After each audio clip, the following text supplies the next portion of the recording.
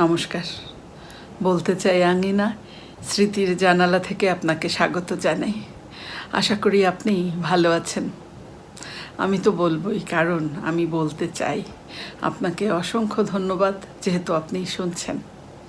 আমরা প্রতি রবিবার এই স্মৃতির জানালা থেকে সচেতনভাবে হারিয়ে যাই অতীতের কোনো স্মৃতিময় মুহূর্তে। আজকেও ঠিক তেমনিভাবেই আমি আমার অতীতের একটি বিশেষ অদ্ভুত অভিজ্ঞতার কথা শেয়ার করব আজকে আপনাদের সাথে। সেদিন আমার ছোট ভাই, সে হচ্ছে আমার মেশতুতো ভাই, ওর নাম মিঠুন, আমরা ওকে ডাকি ফিলিপস বলে। তো সে ভাই বাড়ি থেকে চালের বস্তা নিয়ে আমার বাসায় এসেছিল। ওই বছর আমি ধান থেকে চাল করে বাসায় এনেছিলাম। এটা বছর 8-10 এরকম 8-10 আগের ঘটনা। তো যাই হোক, সেদিন এসেছে আমার বাসায় বিকেলবেলা। আমার আবার আগে থেকেই প্ল্যান করা ছিল যে আমি বিকেলবেলা একটু উত্তরা যাব, আমি মেয়েকে নিয়ে ইন্ডিয়া যাব। তার জন্যে একটা ট্রাভেল এজেন্সিতে আমার একটু টিকিট করার কাজ আছে, আরও কিছু কাজ আছে উত্তরায়। তো সেজন্য আমি উত্তরায় যাব। তো আমার ভাইটা যখন বাসায় আসলো, আমি ওকে বললাম যে ভাই, তুই একটু আমার সাথে যাবি, কারণ আমার ব্যাগে কিছু টাকা পয়সা আছে, ঝামেলা আছে। তো এই জন্যে আমি ওকে নিয়ে যেতে চাইলাম। মনে করলাম যে একা একা যাওয়াটা একটু রিস্ক, এইটুকু পথ ও আমার সাথে যাক, পরে ওকে ছেড়ে দিব, এই চিন্তা করে ওকে রেখে দিলাম। তারপর আমি তখন সম্ভবত 6টা বাজে, 6টা, আমার ভাইকে নিয়ে আমি বের হলাম। তো সেদিন সম্ভবত বৃহস্পতিবার ছিল, আমার ঠিক মনে নেই। তো যাই হোক, যে বাড়ি ছিল, প্রচণ্ড জ্যাম রাস্তায়।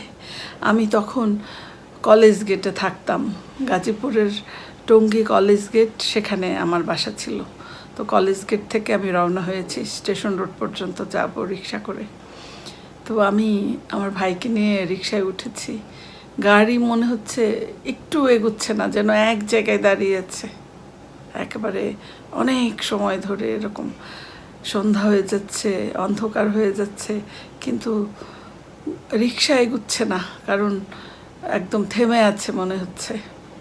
তো যাই হোক, এরকম আস্তে আস্তে করে এগুতে যখন মিল গেটের ওখানে এলো, মিল গেটের একটা রাস্তা যেটা টঙ্গী থানার পিছন দিয়ে বের হয়েছে, আমি চিন্তা করলাম যে এইটুকু মেন রোড দিয়ে গেলে আরও অনেক সময় লাগবে। তো আমি একটু ভেতর দিয়ে যাই, তাহলে একটু তাড়াতাড়ি যেতে পারবো। আর তখন তো রাতও বেশি হয়নি, মাত্র সন্ধ্যা হয়েছে। এই চিন্তা করে, আবার আমার ভাই সাথে আছে, একটু সাহস করে রিক্সাটাকে আমি ওই রোডে ঢোকালাম।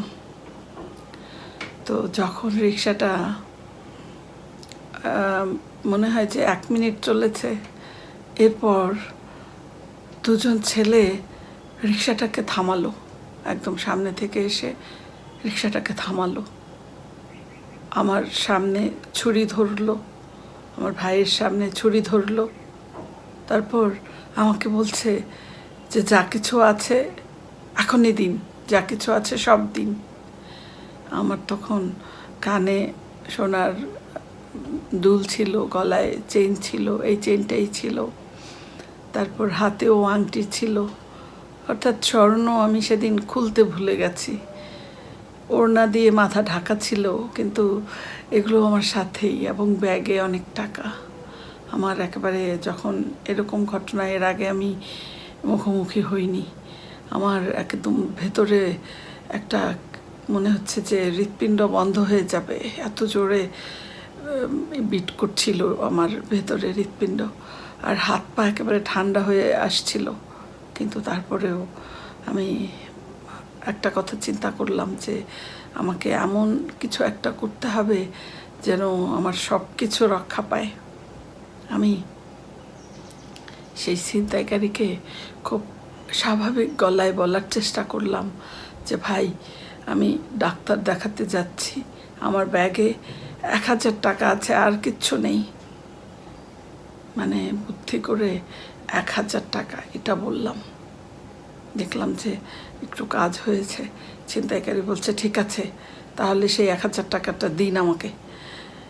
আমি ব্যাগে হাত ঢোকালাম, ভয়ে ভয়ে একটা নোট বের করলাম। ছিনতাইকারী বলছে এটা তো 100 টাকা।